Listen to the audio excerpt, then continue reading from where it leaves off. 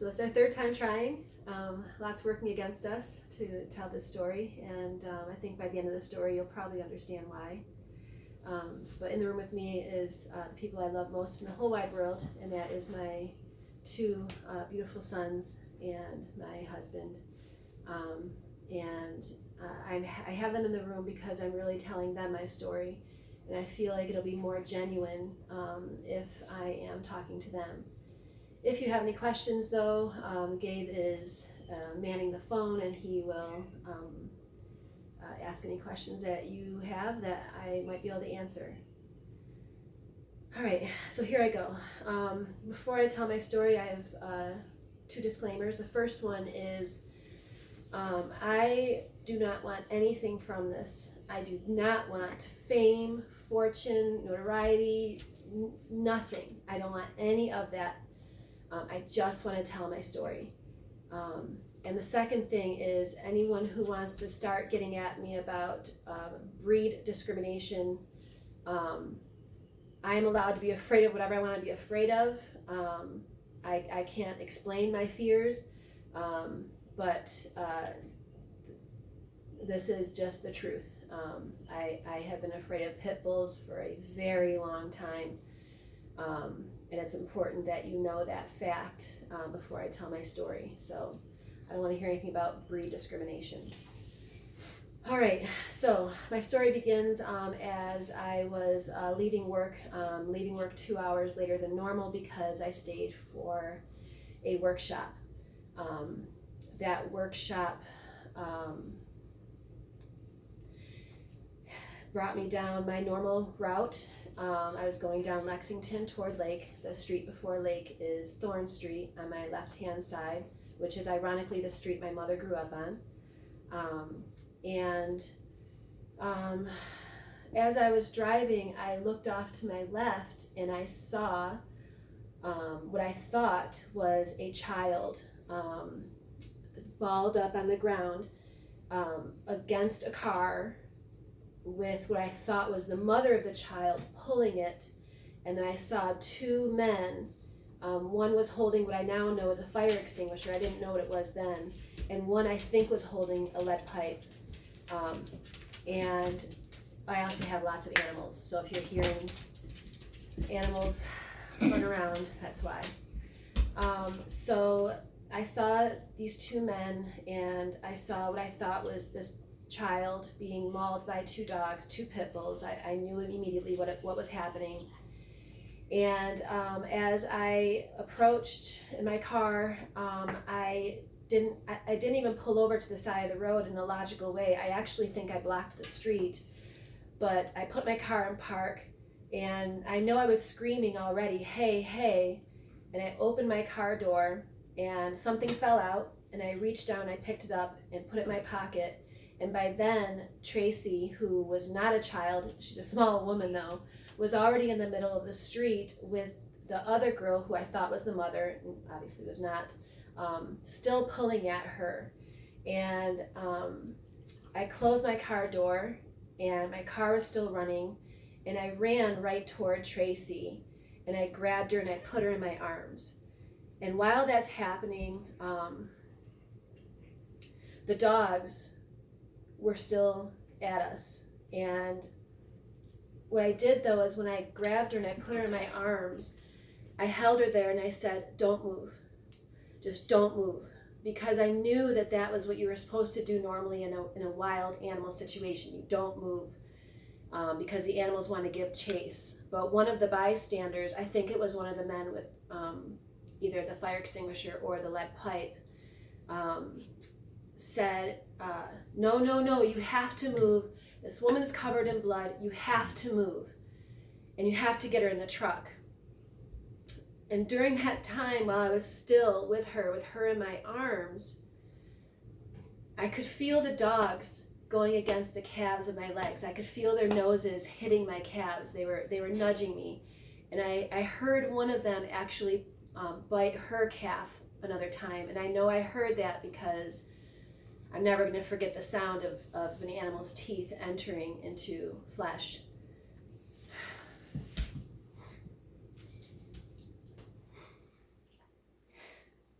And as I held her in my arms, a song started going through my head. And this happens to me all the time.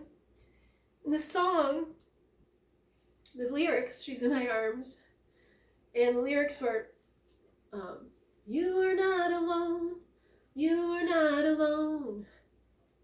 I will go before you. I will never leave you. And so those lyrics were going through my head as I'm holding her, and then when the guy says the thing about the blood, and I'm like, oh yeah, I gotta get her out of here. And I knew then that I was in the middle of a situation I couldn't get myself out of. It was at that moment, right before I started those words in my head, I knew that I was in a really bad situation. I knew that I couldn't get out of it. I knew I'd put myself into a very scary situation. And so I took a moment to step away because I knew that, like I said, she was covered in blood, and he had just told me she's covered in blood, and I'm like, I know I got to get her out of here. I'm like, let's get to my car. And my car, however, was too far away.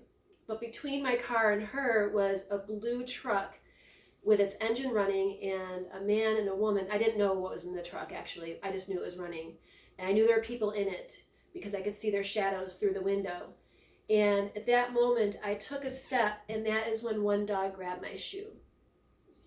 And I believe that by that dog grabbing my shoe, his teeth did scratch me, barely. I can't explain it. And that bought us a couple seconds. And during those couple seconds is the time when I think one of the men says, get in the truck, get in the truck. And so I jumped in the truck, and then I turned around, and Tracy was too weak to pull herself in. And I grabbed her, and I pulled her in the truck. Actually, I pulled her like this and on top of me. And we both fell back, and now she was between my legs. But the dogs were still jumping up at the truck, 2 dogs jumping up at the truck. And I told you that my truck was blocking the way, so I think that's why the truck that we were in couldn't go forward. And so he started, I was hitting the windows because the dogs were trying to get in the truck. He thought that we were going to be safe just by being in the truck, but the dogs wouldn't stop. And so I've been banging on the window, get out of here, get out of here. And so he's doing this slow K-turn. It seems so slow, but I don't know, maybe he was moving fast, I'm not sure. But during the process of the K-turn, I found out later that he had run over the leg of one of the dogs and maimed it. I believe that's the dog that I saw the first girl dragging into the house, the owner's house, which is 19 Thorn.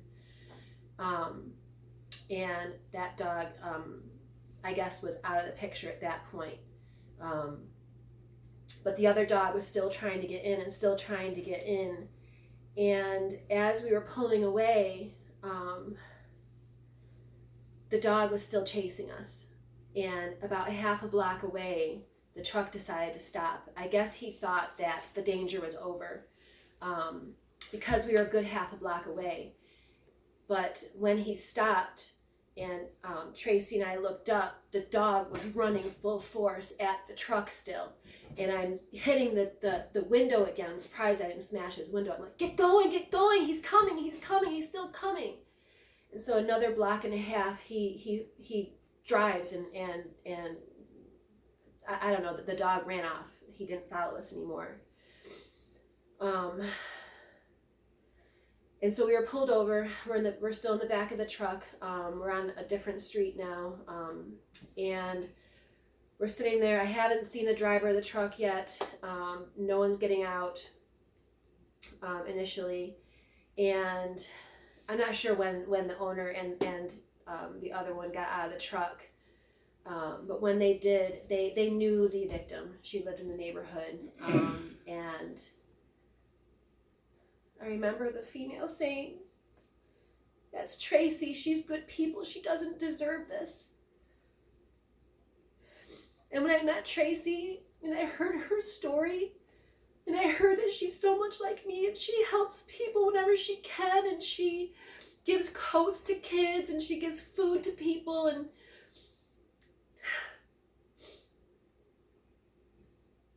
Tracy's good people. And so we were waiting for the police to arrive, who, it seemed impossibly long. I'm sure it wasn't that long. Tracy and I are in the back, and we're freezing at this point. Nobody was around. The police got to us, but they immediately went to where the dogs were, of course. It makes sense. So Tracy and I were in the middle of, there's no one near us. We're just by ourselves in the back of the truck, and she's so cold, and she's so scared, and all she keeps saying over and over again is, they scalped me, the dogs scalped me. She's like, they scalped me, can you look and see, they scalped me. And then she kept asking for her mom, and she's like, I want to talk to my mom. I want to talk to my mom, I want to call my mom. And I reached in my pocket, and I'm like, I don't have my phone, I left it in the car, I can't call her. And I kept saying to her, and this is the second time it happened throughout the incident, that those words of the song came to my head again. You are not alone, you are not alone. I will come before you, I alone am with you. And these words kept playing over and over in my head as I'm in the back with her. And I said to her, Tracy, you're not alone. I'm here with you. I'm going to protect you. I'm here. I'm not going to leave you. And she said, don't leave me alone. Don't leave me. I'm like, I'm not going to leave you. I'm not going to leave you. We're waiting for the ambulance. I'm not going to leave you. And so cold, and asking for her mother. And a bystander came by, and he had a phone, and she asked him to call her mother, and she yelled her mother's phone number out to him, and he called, and her mother didn't answer. And then the ambulance came and, took Tracy and put her in the ambulance. And then the man who was driving the pickup truck, James, he drove me back to my car that was still running. Nothing was stolen. My car wasn't stolen. It was still running. This was a good 20 minutes later. And before I tell the rest of my story, I want you to understand that the man with the fire extinguisher, he was on the Kimberly and Beck show on 95.1, and he told his version of the story, which I didn't know any of that version because I hadn't gotten there yet, but he is absolutely a hero, a far, far greater hero. He suffered 28 stitches from one dog bite in his arm. And so it's all over, and I get in my car, and I start driving home, and I am covered in her blood. My shoe was in the middle of the street still, so I grabbed my shoe. It was gross, I couldn't put it on. And I started driving home, and I got this crazy feeling of just, I was so scared to tell my husband and my children and my family, because I felt so stupid for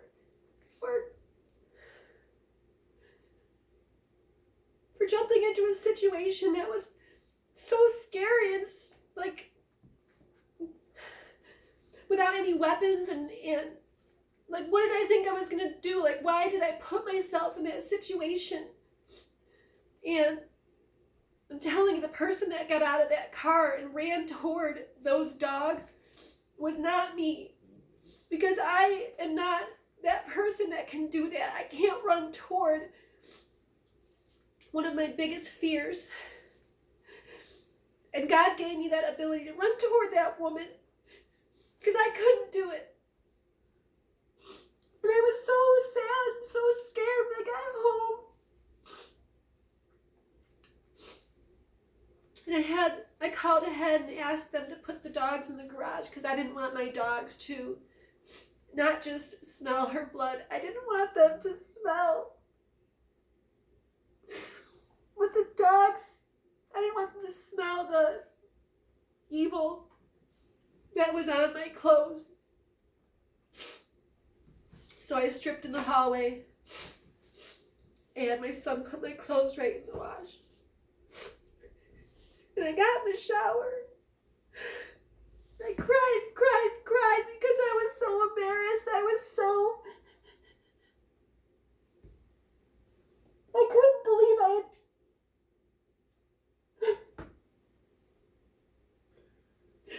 I can't explain why I ran into that situation. I know for a fact those dogs were going to kill her.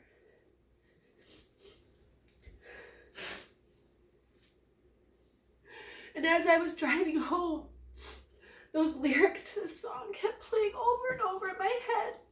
You are not alone. You are not alone. I am with you. I will never leave you.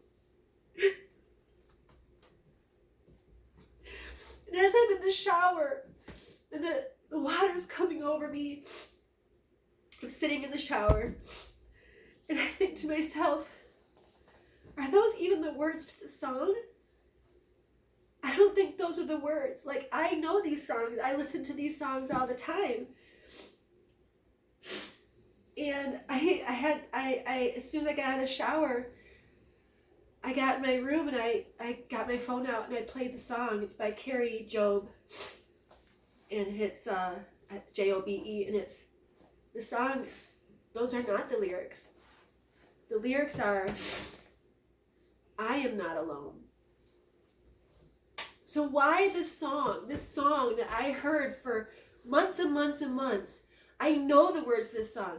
I am not alone. I am not alone. You are with me.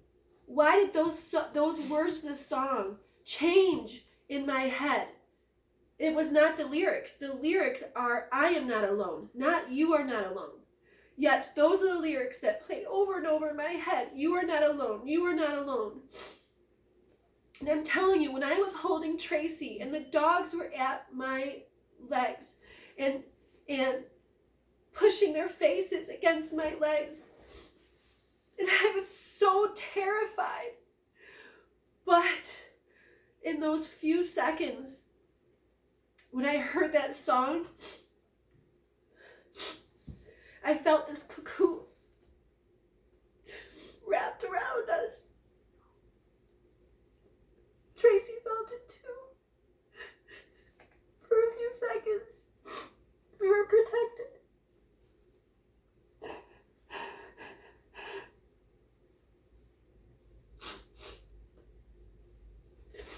Before this incident,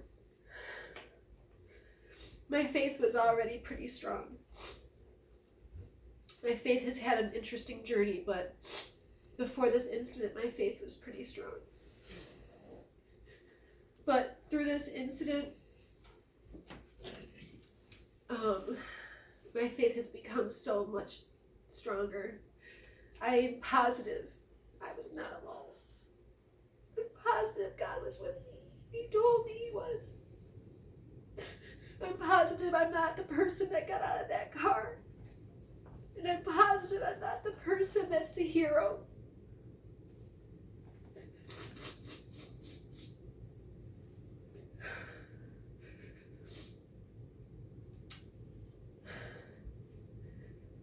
When I talked to Tracy in the hospital, I said to Tracy, you know, this means that God has special plans for you. God has something special prepared for you. You have some sort of special thing to do. And she said, this is Tracy. She said to me, you know, maybe it was God trying to show you that you are stronger and braver than you think. I don't know what the truth is. I know that this thing happened, that I didn't feel like a hero. I didn't tell anyone. I told my family, my children, my husband, and I told my two colleagues at work. Tracy's mother called the news channel because Tracy wanted to know who I was. So that's, when the news channel called me, I was like, I haven't even told my mother yet. I hadn't told anyone because I didn't want anyone saying to me, I still thought people would say, what are you, stupid to run into a situation like that? It wasn't even dawning on me that I had done something here. This was a day and a half later, and I hadn't told my mom, I hadn't told anyone. And the news lady said, Jane Flash said, you might want to tell your mom before you go on TV. So I called my mom and told her. And I think that's the entirety of my story. I don't really have much more to say, except this has been a truly unexplainable situation and unexplainable occurrences. It was 100% a God thing, because Shari is not brave, or I'm very afraid of pit bulls. And it wasn't me that ran out of that car. And Ernie is absolutely a hero. Tracy is a hero. The person who drove past in the red car when Tracy was begging him to help her and drove on, that person is not a hero.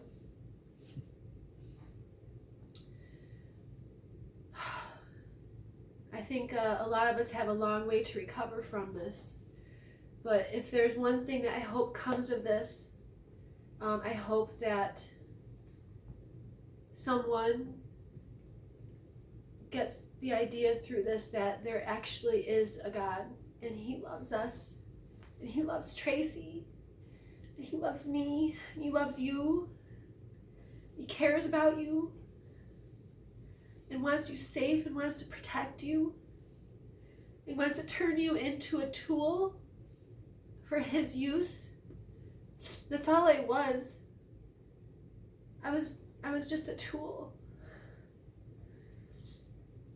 And I also am hoping that through this that people will get a sense of community, of loving one another, of the rewards of being a helper. I try and do that with every facet of my life. My students, I love them to pieces. And I am grateful that I saved Tracy's life. She was going to die, and she has a mother, and she has a father who love her so much. They gave me flowers. Can I have flowers? It's froze. I don't know if it's even recording. No? I don't know. It's completely frozen now. How long? Just trying to reconnect. Oh, you're back on. That's weird. It froze. It froze. These are the flowers that Tracy's parents gave me. They are very grateful that I saved their daughter. This is the necklace that Tracy gave me. She is very grateful that she is alive. And I was able to talk to her parents and meet them. And her daughter called while I was there too. And her daughter is grateful that her mother is alive. So, God has a purpose for all of us. And I think I fulfilled mine. But it was not me. So thank you very much for everyone who has said so many kind and wonderful things to me. Please just understand that I just want God to have the glory. I want you to understand that it was a God thing. It was not me. And I hope that someone through this finds God's love too. Any questions? A lot of comments.